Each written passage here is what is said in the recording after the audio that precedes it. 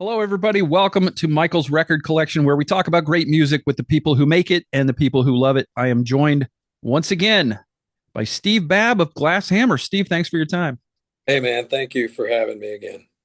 We are here to talk about your, by my count, I might be wrong because it's a lot of numbers, but 22nd studio album. That's my count. It's I the think first. like an unofficial thing here or there. I'm not sure if you count them as studio albums or not, but I'm coming up with 22. This is the first one. We last talked in October of 2023 about your album Arise. That was the most recent one. And this new one, a big shift in sound from that one, Arise, as you and I were just talking offline about this reaction to the previous album. You had this heavy, riffy, guitar centric sort of album, space opera. And then you come back with this very human story that's just drenched in keyboard melodies and three kind of the things that stick out to me. Number one, melodies for days. This is a very melodic album. Keyboards for days. Just a ton of keyboards, some very nice layered keyboards and great sounds. And the third thing that sticks out to me is the use of the lap steel guitar in Yeah. this album. It is just, I love the instrument and I love the way it sounds. And it sounds like maybe, something you would hear at the end of The Gates of Delirium. I don't know if that was an influence on you, but it really adds something to this album. Well, we started using steel guitar, I'm going to say um, maybe on chronometry. And it was really just a guitar laid in the lap, and we used a slide, or Fred used a slide to play it. So I know we started back then, and yeah, it comes from, of course, Yes, uses that. And then off and on, scattered through different Glass Hammer albums, you'll hear it. And it's just got this incredible, I don't know, kind of sad. It's not like steel guitar like in country music, obviously. Mm-hmm. It usually has a lot of delay on it. I don't hear any bands use it in rock really, except for Yes. I'm sure there are. But yeah, and I can sort of hear that in advance. This song needs steel, and it may be the last thing that goes on to the song, but it's in my head the whole time that steel guitar is going to sell the whole thing. Yeah, it does. And this is an album. We'll talk a little bit about the personnel. Of course, Glass Hammer is an ever changing creature with different parts plugging in and pulling out. And so Steve Babb on lead and backing vocals, bass, keyboards, Taurus pedals, guitars, percussion. You've got two drummers on this, Randall Williams and Evgeny Abruchkov. Hope I'm saying that somewhat correctly. What? How did that get split up? How did the Randalls and Evgeny's parts Uh, get split up? that just came down to what sound I'm hearing, really, and I'm trying to kind of branch out and find new people as I go. So that guy, Evgeny, I guess we're pronouncing it correctly. He does math rock, and I may get to use him more in the future. Just kind of an interesting guy. Okay. You've got Thomas Jacob and Olivia Tharp on lead and backing vocals, and I wondered where the vocal split happened. Is it themes? Is it moods from the record that determined who would appear where? Yeah, I mean, sometimes the concept album has to kind of get put off uh, as a secondary thing, and I have to think about the song. What's going to work. Sometimes even the gender of the lyrics may be wrong, but I'm hearing it sung by a female vocalist, so I try to, you know, put the best voice with the right song is what I'm trying to do. Um, in this case, and a lot of Glass Hammer albums are kind of divided up like that. There'll be a lot of guy male dominant or presence in vocals, and then you'll hear a couple of songs that maybe have female vocals, and that's just the way it worked out this time. Olivia Tharp, that was fantastic, and now that I know what she's capable of, I hope I get to write more for her. Yeah, are both these singers new for Glass Hammer? Yes, yeah, brand new. And where did you find these collaborators? Well, I used to own a recording studio, and by the time we talked on Arise, I had left that behind when we moved to Florida. So singers just used to fall in my lap. They used to come to the studio all the time, and not necessarily like prog rock singers, just singers. And they would get to know us over time, and then I'd slowly kind of draft them into a project if I thought they would enjoy it and something the album would benefit from. That's how it worked with Susie and several others. Hannah as well came in to do a project for somebody else. So that used to be done. Now I scour the internet and I look for people that I think I can work with, people that are pros, people that have a sort of a sound I'm looking for. That's how I found John Davison years ago. So, Everybody you pick seems to be really good at their job. So I guess you're the right guy to be making these selections. yeah, Fred Schendel returns with guitar on Tomorrow and the lap steel guitar on Sunshine. Mhm. You've got Oliver Day on lap steel guitar on 4 songs. And then on guitar, you've got Reese Boyd, David Walliman. They've of course been with you before, Right. and Attilio Calabrese. Yeah. And Yeah. then Ariel Perchuk adds some synth solos to a couple of songs. So pretty good sized cast and a cast from all over the world. Yeah. I'm thrilled with these guys. And again, I'm looking for guys that are complete pros. We're not all in the same studio now like I used to be. So I have to find people that know how to do this and get it right. And I did, I think. I I think I did. think so. The story of the album, it's a concept album. Big surprise. Uh, um, so it's about a man's journey. On the surface, this is a simple story about a man's journey. He talks about being sick of the cold and the gray and wanting to return to the sun and Like the me. and the beaches of the South and a special someone that he left behind.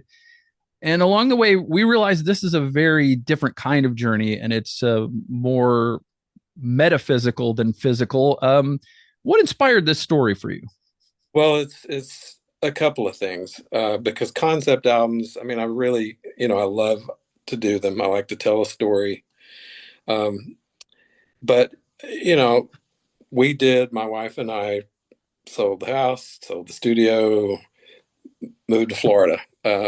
Partly because I'm trying to get as far away from winter as I possibly can. I knew, and it was quite a journey. Let's put it that way. Trying to move when you're in your 60s. So we had storms, all the stuff that's kind of hinted at in the album. But and then as far as how serious this thing is, uh, a lot of guys our age, but I know myself certainly, I've lost a lot of friends over the years. And I miss them and I think about them. And at a certain point in your life, you start thinking about, wow, there's more time behind me than ahead, so to speak. So there's that. But it started, I just wanted to do an album. I thought this will be kind of a chill album, maybe about a journey, and I'll put my experience about moving, but I'll make it about somebody else. And I thought, man, that's just boring. I'd already written a couple songs. It's just that's really going to be lame. Uh, and then it just kind of hit me one day. I'm like, what if these songs that are presented as sort of thoughts? What if these are the last thoughts of a dying man? And I sort of got chill bumps. How can I transform this journey from something physical into something spiritual almost? Mm-hmm. Uh, you know, that's how it came to my mind, and then I tried to write it. So you go from Arise, which has heavy music, to this album, Rogue, which has heavy, like a heavy story. Yeah, I think it's heavy. I mean, I've plans to get away from that on a future album and do something kind of farcical like Chronometry. I've got something in mind for it. But I think it was important. I'm always looking for things that I feel like guys our age can relate to. Uh, I did the whole sword and sorcery thing, which to me was kind of nostalgic for, um, I'm trying to think of something else more recent. Um, Nothing comes to mind, but yeah, to me, this whole idea of kind of coming to grips with your mortality at a certain age, um, I thought it's probably something people could relate to. So before I had heard a note of this, I'd seen the very striking cover art that you had posted on Facebook, and I didn't I would have never in a million years guessed what the musical content was from the artwork itself. And I wondered, because I'm not real well versed in symbology, does the symbol on the cover mean something? I was looking for an idea, and I worked with Michael Zay Larank. He's our art director, just looking for an idea of a symbol that could represent the word rogue. So it's just as simple as that. Um, I've had somebody ask me, now, is this like a symbol of a dictator or something? I hope not. So really, I'm just looking for some kind of idea. And in this case, this symbol is like, it's kind of beat up. It's almost like a cross, but it's kind of broken, just kind of wretched, which kind of, I hope, sort of ties in with this character who's basically on his deathbed. Mm. Yeah, I because I mean, looking at it, I mean, I think my first thoughts were, some sort of like rebel alliance kind of symbology, like maybe this is another space opera kind of thing. No, but like, and that idea of rogue too, that was something I came up with. I like the word as an album title. So I sort of started building the songs and the ideas around that. It can mean a really nasty character, Mm, mean somebody that goes off on their own, and that's part of the idea, is that there's certain things that in your life you have to deal with by yourself, or you people typically do kind of deal with things by themselves in those last few moments of life, for instance. Um, mhm. it is kind of heavy. It's very heavy, Steve. Bring um, every, yeah, I'm looking at the interior artwork, and I'm trying to put the puzzle together. It's kind of hard. You really don't get a sense of what era the yeah, story takes place in, but the artwork inside makes it look like maybe it happened a while ago or something. But the time frame isn't really important. What I kind of fixated on is, because once you get into the story and you see the song titles for the last few songs, you kind of, the light comes on, right, a little bit. right, And so I'm thinking, this now to me is a person on their deathbed, as you mentioned, who maybe they're an old man with Alzheimer's or dementia, and maybe this younger person on the inside is how they see themselves in their mind's eye. right, yeah. I mean, I can't say what that's like. It's probably um, much. I mean, I don't want to belittle the experience by trying to trap it into an album, Mm-hmm. but I don't know. I don't know. Where were we going? I'm sorry. I lost. It's just I was just talking about the Oh, artwork, and you're yeah, right. It's a very serious topic, and but like I went through with my grandmother had dementia, and so they don't see themselves as they are. They see themselves as they were, and they see the people around them as they were. And in fact, in my grandmother's case, she didn't recognize I was her grandson, because in her mind, she was not at that point in her life yet. right. Yeah, that can happen. Well, in this case, and I'm back to about the artwork.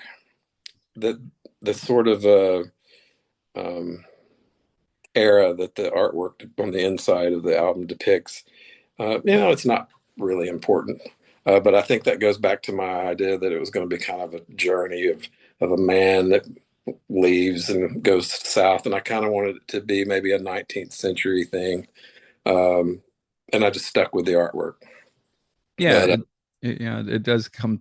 I think my first thought was Victorian or something, yeah, and yeah, and but yeah, it is interesting, because you're reading the liner notes, you're reading through the lyrics, and there's a mention of a journey, but he's not saying he's driving anywhere.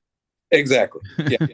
And that's an important part of understanding the album too. And we've been doing this for the last few albums, which is if you read the booklet, then you get a little bit of a story, then there's a song, and then you get a little bit of a story, and there's a little bit of song.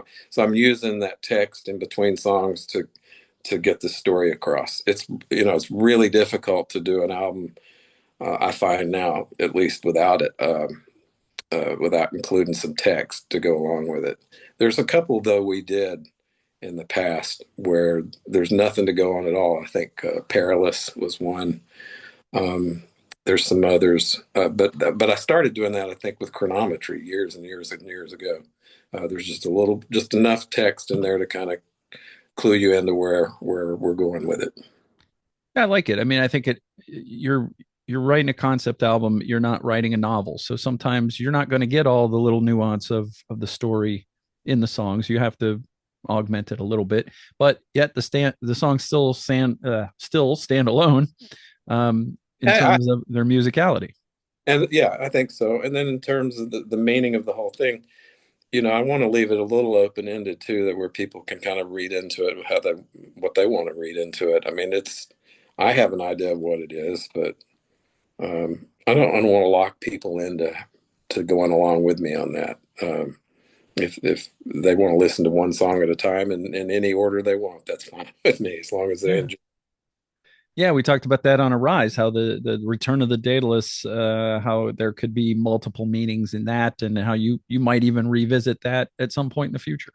I liked the idea. I kind of wrapped up the story of the android uh, all in one album. And I thought, well, I could do two more space albums and make a space trilogy, but that would have been about other characters, and Mm-hmm. that nothing had come to mind that was like pushing me. And I kind of need that. I have to have some idea that I can lock on, and it kind of becomes a banner for me. And then everything I do becomes, how to get this story across, Yeah. uh, music and everything. So. Um, yeah, I think the whole thing with the concept album is it helps me to write. So I hope people enjoy them, and we've been doing them like this for years. Yeah, it sort of just gives you a framework of you're as a songwriter, you are telling stories, even if they're not connected on an album. And then this is a weakness on my part, really. I would have difficulty with an album that's just an album of songs. I wouldn't know how to explain it if they're not connected. For me, for some weird reason, it all has to be tied together for some reason. Yeah, I mean, but the interesting thing is about this record and about these songs, because they're extremely accessible. Yeah. Um, there are hints of you know old school Glass Hammer. There's hints of chronometry. There's hints of Lex Rex. There's hints of Inconsolable Secret. I hear a little bit of that in there, and yet it's very much its own thing. The songs are accessible. They're very melodic. They're not necessarily the most complex compositions that you've ever written, but Right. sometimes you just got to write a great song. You don't need to add a lot of complexity to it, and the melodies stand on their own. The performances of the singers and the musicians stand on their own, and even in some places it's even poppy. Yeah, I agree. Now, we say pop, there's several definitions of that. And when I think of pop, like I'm doing, I go back to something we did like Three Cheers. That album had some popish elements on it, but I mean pop like Todd Rundgren was pop, Mm-hmm. or Tame Impala. I still sort of not Lady Gaga. That's a big difference there. And then they're all whatever I'm writing, if it's even if it's a melodic song or something that's to me, there's a couple that are very reminiscent of '80s kind of stuff. But they're all done with this sort of prog rock aesthetic. There's either the synthesizers give it away, or the bass guitar, which is unavoidable for me. I can't play it any other way. Something about it that's proggy, um, and I want to stick with that. So. I don't think I could write a straight up pop album. I don't think I have a clue how to do it. Right. So where does Rogue start for you musically? What you just sit down and you're just starting to hear melodies in your head or play around on a keyboard? Yeah, I mean, there was no idea of story at first. I start with a sequencer usually and drum programming and build some beats, and then I start layering things, and if it catches me, the next day when I come back, I'll listen to it again, uh, and I sort of file them away. Like, hey, I like this one. I'll start making notes about it, and then I develop the idea. And the ideas are like, it's not like sitting down with a guitar for me and writing a melody. I work on these for days at a time. So yeah, it just starts with keyboards usually, or a bass and some drums, and then I layer it up and then try to really do something I didn't used to do, which is really look at the arrangement and start moving pieces around like they're a puzzle until I get it locked in. Then I play it for my wife, and she'll give me the thumbs up, you know. But yeah, I mean, there's like folders full of stuff that I didn't complete for this album. There's lots of ideas that are gonna hopefully come to life in another way someday. Where did which song started this for you? What did you do you remember what you worked on first? That let's see. I'm gonna look at it and see. I think I know last summer or in the summer, I was really going nuts with the wonder of it all, and that was like my favorite thing. Um, I believe it was Sunshine, maybe, that Olivia Tharp sings. Mm-hmm. Um, I think so. Yeah. I think that was the first one that really started to become a song. Um, and that was certainly not so much pop, but it's, have you heard of the genre called dream pop? Mm-hmm. Yeah. That was my exploration into dream pop. I like, there's a band called Beach House that I really probably have heard for years, but really just sort of got into them over the last year. You soak the vocals in reverb, and it's just, I think they used to call it, what do they call it? Shoegaze. Yeah. Yeah. Yeah. Yeah, It's probably less kind to the artist than dream pop. yeah, maybe so. So I'm glad that Sunshine was the first thing you mentioned because it and the first thing you worked on because it is probably my early favorite from I don't know what I've had 20 25 listens. I can't stop listening to this album, which is really something. That Um makes, sometimes to the detriment of other interviews that I have to do. But yeah, so I mean that one stuck out to me because of the vocals and also because of the amazing lap steel guitar in it and just the overall melody. It just really captured me. But I mean, those first four songs especially really are solid. And of course, the wonder of it all, I really like the chorus of that and then terminal lucidity. I was familiar with the concept of this, but not the term. How did you find out about the term? Where did you come across that term? ah, um, good question. You know, and that's a, I can't remember. I mean, I remember looking it up at some point about the like the last rally, you know, a person has. Uh, Mm-hmm. I've seen that happen myself. It just seemed really interesting, and I'm not so sure the song does a great job of conveying that idea. It just is what it is. I wrote that song for the fun of it.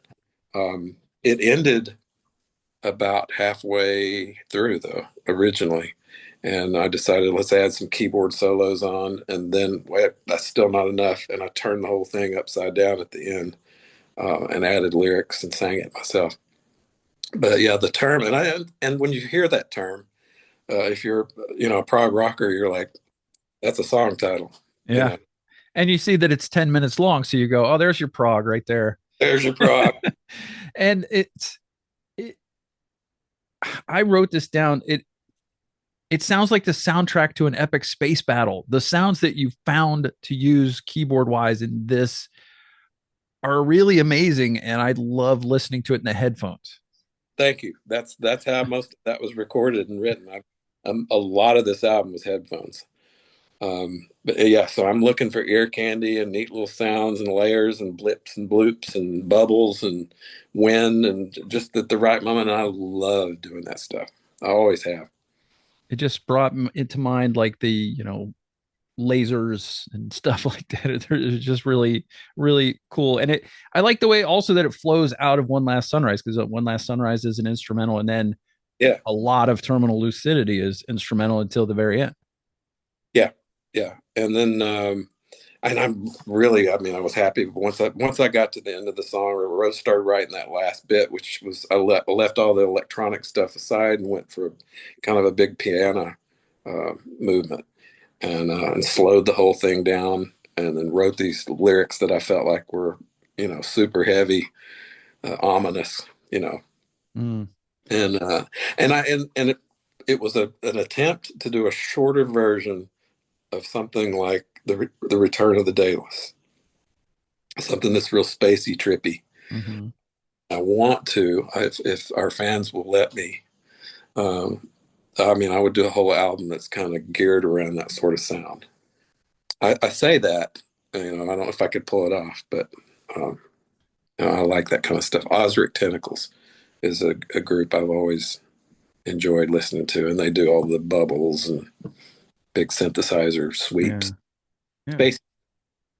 Well, I think your fans know pretty well that if you do an album like that and they don't like it, they'll probably love the next one. I hope so. Because like I said, your reaction to the previous album a lot of times is something completely unexpected. So uh one of the things I loved is the way you ended the song, Pretty Ghost. So you bring back the initial verse and you just have the first line, and then it stops. Yeah, And right. it to me, I'm like, this is perfect because it sounds unfinished, just like the protagonist's love story with the one that he left behind, unfinished. It's the perfect metaphor. Thank you. I mean, it's tempting to try to solve everything as a songwriter, but especially if it's going to fit into an album, it doesn't need to. And that whole ending to me, that's kind of, I feel like that was kind of a 90s reference. You dry up the vocal and leave it kind of hanging like that out at the end of a song. I feel like I've heard that kind of thing a few times in my life. Yeah, my first listen was in the car on the way to work, and so the first time I get a promo, I throw it on my phone, and I try to just listen to it on the way to work in the background and see if something sticks. And I had to go back and listen to it again because I didn't know if I had a bad copy of the file. It was like, did that end properly? And then when I saw what you were doing and understood it, I was like, oh, that's pretty cool. And then when I got into the story, it even made it that much better. So, uh, That's probably my number one favorite. Our fans may not agree, but for me, that song came together pretty much the way exactly how I wanted it to do. I think it's okay to have favorites. I mean, you're the artist, Yeah. Well, that'd be the one I'd go back to probably more than the others. Olivia did a great job with it. Yeah. Um, the the one I thought I really thought your bass playing stuck out was Tomorrow. You kind of channeling your inner Chris Squire on that one. Or Getty. Yeah, we're Getty. Yeah, you get that big thick Rick sound. Yeah, yeah. This is it. It's a Yamaha, Okay. and I've been playing it since since Inconsolable Secret. I've never owned a Rick in my life, but I play with a pick, and I play really hard. I wasn't taught. I was self-taught, so I didn't learn any really good technique. I didn't play with my fingers. I played with a pick because Gene Simmons did it, and thought, well, then you have to do that. And then later I saw that Chris Squire did, and I'm like, okay, I'm good. And found out that Geddy Lee was basically using his fingernail, so he sounded like Chris Squire. I don't know why I didn't use a pick. I've read that somewhere, Well, but it does sound like a Rick, and even though it's not one, but it and the way you play it, obviously that explains it. But I really like the way it just kind of it's just nice and chunky, and it's a little bit different than what we hear through the first couple of songs. Oh, I agree. There's, I guess I wrote most of this on keyboards. That's probably why there's not so much of that crazy bass playing. Um, but yeah, and about the Chris Squire thing, I told somebody in an interview the other day, I really only learned from listening to two guys uh, early on. I spent maybe, I'd say, 3 years sitting with records and cassettes, and I played along with Rush. 2112 was the first thing I learned, and then moved on to, I guess, Farewell to King stuff. Hemispheres was a big one. I just practiced it over and over again, just playing along with it, and then Yes shows, which I just loved, the live album. And so I practiced by listening to those guys and learned how to play. Loved a lot of other bass players, but for some reason those two guys just clicked for me, and so I think it's sort of a marriage of the two, plus my own sloppy technique. Well, there are definitely worse masters Yeah, to kind of learn from. That's for sure. those guys are freaking geniuses, man. Yeah, Those, absolutely. those are my heroes. One of the things I found interesting toward the end of this is the the answer vocals of "We Know," and Yeah, I was curious as to the vision there. Is that this man's loved ones that are calling him from beyond, like he's trying to explain what he's experiencing, and they're like, "We know." yeah, that or it happens in the song. It's in the last song, and it's in the song before. The I think they say we know. Yeah, and both Yeah. of them. Um, Partly that's put there because I got it stuck in my head. That's part of it. And how I rationalize that, I say, well, that's angels, or that, or like you said, that's his family. It's us listening, because we've all figured it out now. And so Mm-hmm. the little chorus of people going, yep, we know. States how he feels. We all go, yeah, we know. So yeah, it can be a lot of things, but I think in my mind, it's sort of an angelic presence that's Mm. there when he dies. Very, very Yeah, sad. But before I before they did a review, they were checking on me. They'd heard the album. They're like, "Are you okay?" As far as I know, I'm okay.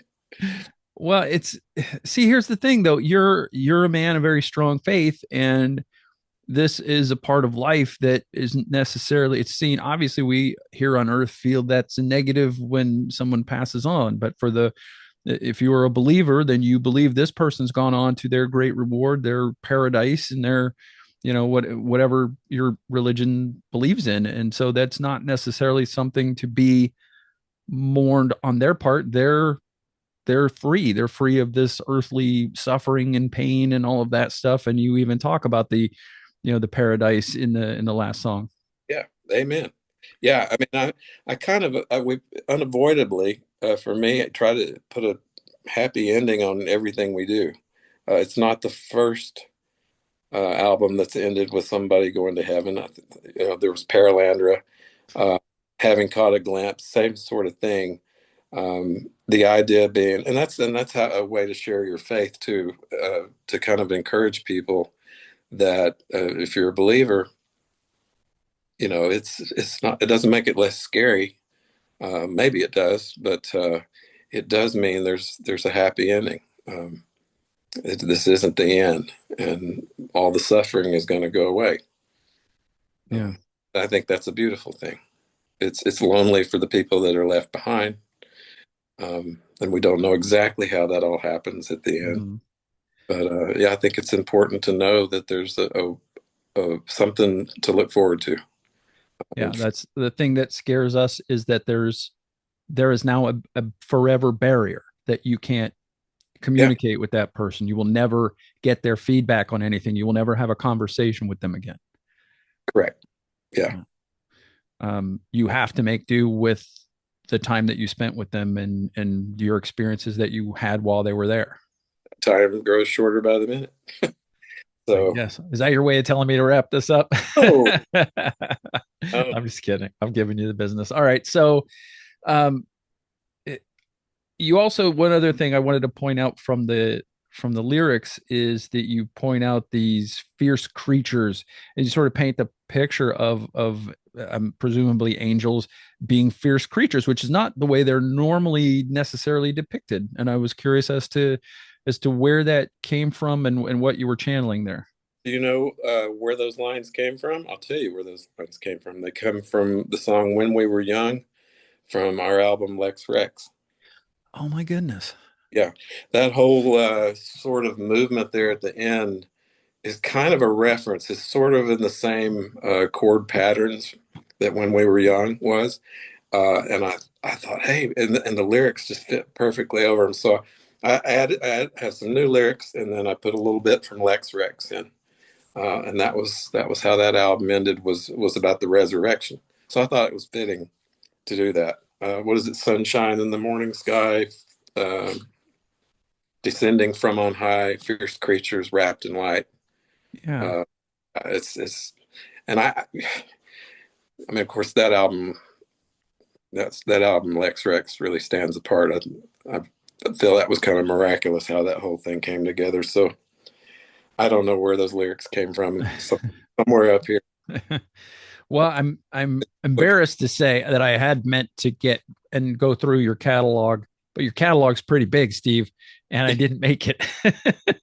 And plus, I couldn't stop listening to this. I think I listened to this one three times more often than I typically do before an interview. It's like I usually am lucky to get half dozen spins, but I like I said, I played the heck out of this thing, and check it was out. just so catchy. And then the ending is big, and like you said, it's in some respects a sad ending, but in other respects a joyous return home for this person. And so you want to experience it again. You don't. It's not a Steven Wilson album. You're not depressed at the end of it. Yeah, I think. Um, yeah, he's expressed some ideas about. Uh, I can't remember something he said recently. It was just kind of a hopeless sort of feeling, and I want to convey hope to our listeners, and they can just enjoy the songs, or they can be immersed in it. I know there's a lot of Christians that listen to Glass Hammer, and they're encouraged by it. I know there's a lot of non-Christians, and they seem to like it too. But my message is going to always be hope. Um, it's it's deep part of my faith is a belief in heaven and a belief that there's a happy ending. Hmm. This whole thing's going to make sense one day. So, That's it's really the only attitude you can take that's not depressing. well, yeah, It's yeah, like you if you don't believe, then yeah, that's a pretty bad foreboding way to feel, you know, especially as you get older. yeah. Well, it's such an easy thing to do, I think. I mean, I was raised a Christian, so I say it's easy. There was this is just how it was going to be for me. But of course, I walked away from it at a point in my life, and came back. Takes a lot longer to get back to it if you ever walk away. But I read C.S. Lewis's book Mere Christianity in my I'm going to say mid 20s, and it just everything just exploded. If anybody has any questions about how to approach belief intellectually, that's a great book to do it. Steve, I know you listen to this stuff back over and over, the parts and the songs, trying to get it right, trying to finish the album. Are you the kind of artist that once you're done with an album, you never hear it again? Yeah, for a while. Like I heard it so many times. Typically, when Fred and I would work on these things together, we would reach a point where, oh my God, we hate it now. We would know it's done. And the idea for me is that it's not for me to listen to anymore. This is now it's somebody else's turn. Um, for me, the enjoyment is putting it together. It's like pieces of a puzzle. Like I said, I'm grabbing ideas and trying to make things work. And then, yeah, you have to listen to things, or I do, over and over on different systems and question every little thing you're doing. And I try to be a perfectionist with that kind of thing. So, and then I've listened to it some while I'm making videos. And I'll start judging it too harshly at this point. So it's usually best if I walk away from a few months, start trying to get new ideas. Do you listen to your old Glass Hammer to get ideas when you start to write? Never. Now, every now and then I will pull out some old Glass Hammer and just to see if I'm going to be if it's going to be cringy or and then some of them are like like hearing other bands. It's been so long. Like I pulled out Chronometry a couple of years ago, and I'm like, wow, that's an interesting album. That's pretty cool. But yeah, like a Rise, I haven't gone back to it. Too And soon. Yeah. um, couldn't tell you the song order on that album. Um, what about the At the Gate? Those albums too. I do listen to some stuff from Dreaming City fairly often. What about the dabbling into the novel realm? Are you interested in revisiting that? Yeah, I have the idea to have a whole series on Scalagrim. So I did In the Vales of Pagarna was the first book. I've written three-fourths of a second book, but I had to put it aside to work on music. It's just that's got to be my priority. Excuse me. So I hope I find time to finish it. And usually with a book, I found that it's best for me to let months go by because the ideas will still be in my head and they get better, I think, if I just wait a little while. Fair enough. All right. What was the hardest part to get right on this album? Oh, that's a that's I mean the whole thing is hard. That final mix, I guess, trying to because you've worked on songs individually for so long now that the whole thing has to make sense together. So you have to kind of go back and touch up mixes, and every time you do, you're scared, something's not going to work this time, or you're going to forget something. So you go back and hear it again and again. I think that's the hardest part is having to listen to it a million times to try to catch every little thing because they'll little things will sneak in. And what about the easiest part? Was that Sunshine, since it came together the way you had heard it in your Oh head? yeah, Or yeah, I think so. Lyrically too, it's just a really kind of nostalgic, sentimental song about regret. Um, yeah, yeah, that was fun to write. I wondered if you, when you're, writing these lyrics, and this man is having a lot of inner dialogue or monologue about regret.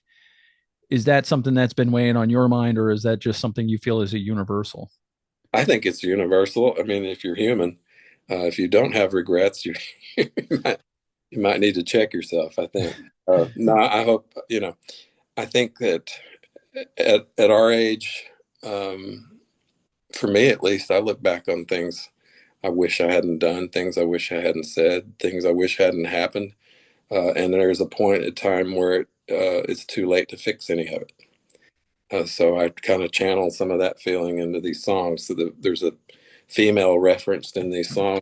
She sort of represents that whole idea of regret. It's not necessarily an ex lover or anything like that. It's just I needed something that could represent that feeling of Mm.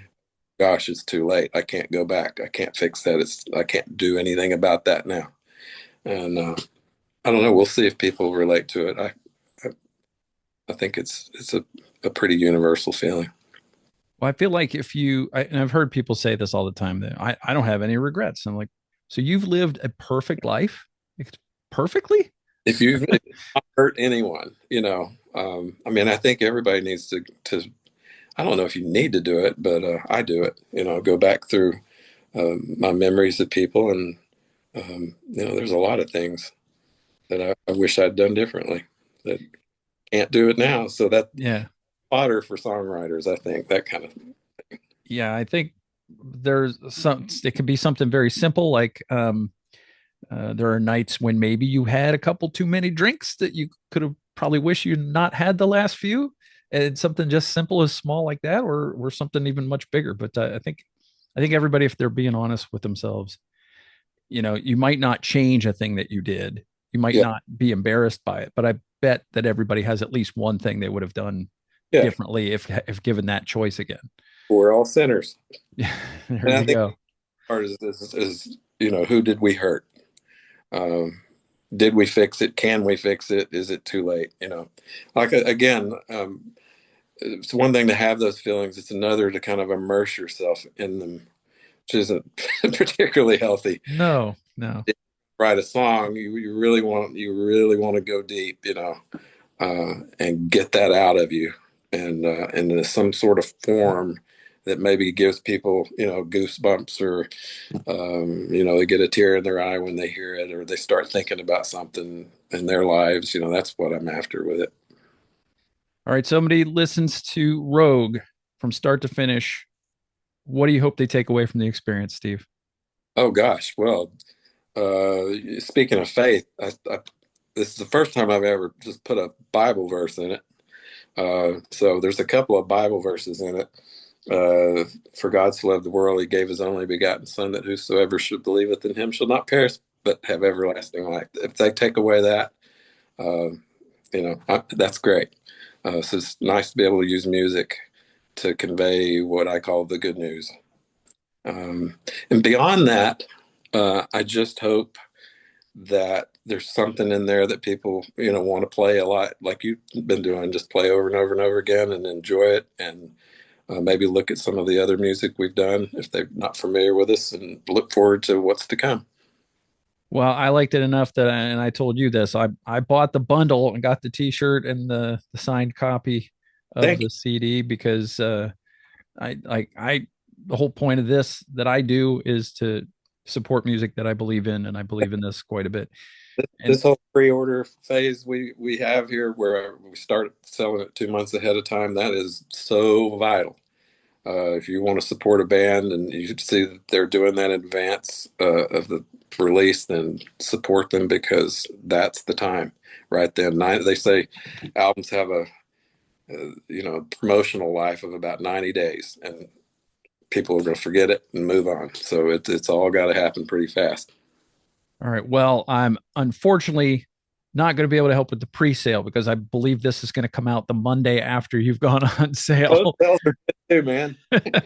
April 11th, this Yeah. dropped. I believe this episode will go live on April 14th, Monday morning.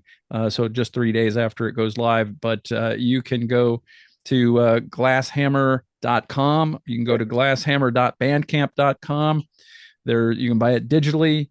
You can get a CD. Uh, and I'm assuming there's no vinyl plan at this point, at least. No, not for this one. I still hope we'll do something one day.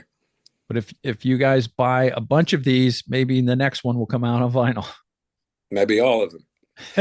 There you go. Steve Babb, it's so good to have you back on the show. I really appreciate you telling me a little bit about Rogue, and I mean, I always say that I hope it does well for you, and I do. But I think this is going to do well for you. I think when Glass Hammer fans get their hands on this, they're going to be blown away. I think. That's awesome, man. That's good to hear, because you never know. You never know, and it's only been the last maybe 4 weeks that anybody's heard it besides me. So I'm glad to hear that from you.